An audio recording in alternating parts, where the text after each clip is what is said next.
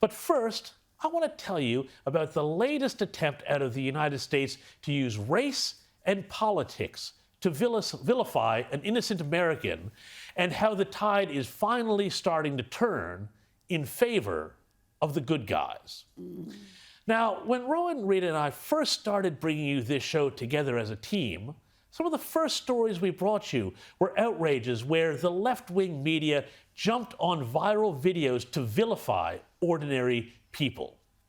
Remember the so-called Covington kid? He later won millions from biased broadcasters, but not before his name was made synonymous with hate and bigotry for the crime of wrong face. You see, he smirked at a Native American demonstrator at a pro-life rally. Absolute brown shirt stuff, that. Well, now there's been another incident in New York City.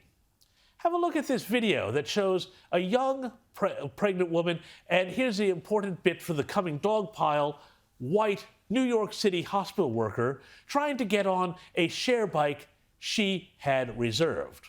Now, some other young men had a different idea. Have a look at what went down. Now you're not getting the bike, bro. Hey, now you're not getting the bike. Help! You're not getting the bike. I'm not. Why you took his phone? What's wrong with you? You're not Don't touch touching his my phone. phone. Do not touch his phone. I'm not touching you. You putting your stomach on my head. My dude, stop. No, my dude, stop. No. I said no. I said sit down. Please help. My bike. She's just crying.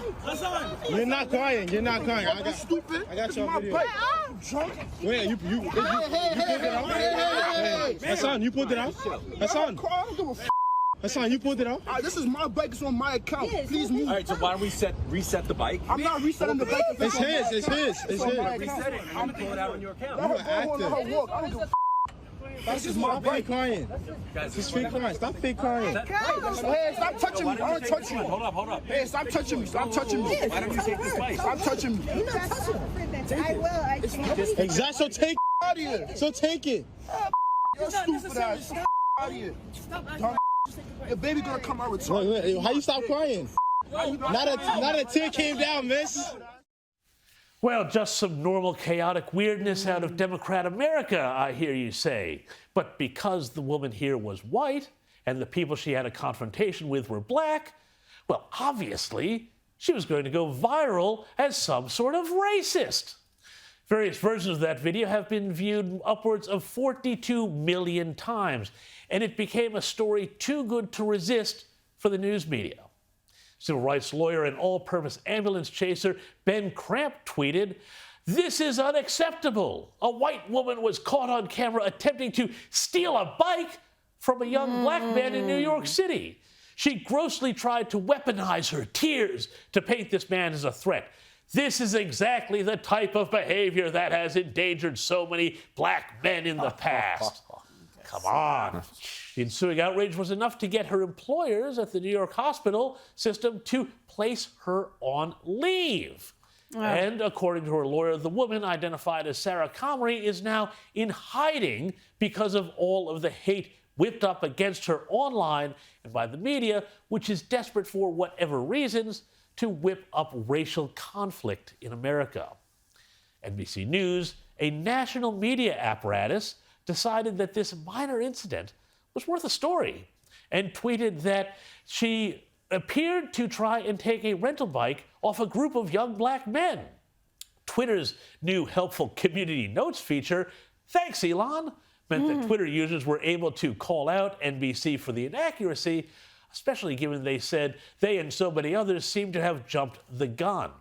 And in a racial outrage story, jumping the gun, well, you never were going to hear about that. Anyway, it turns out the woman was absolutely legally entitled to the bike.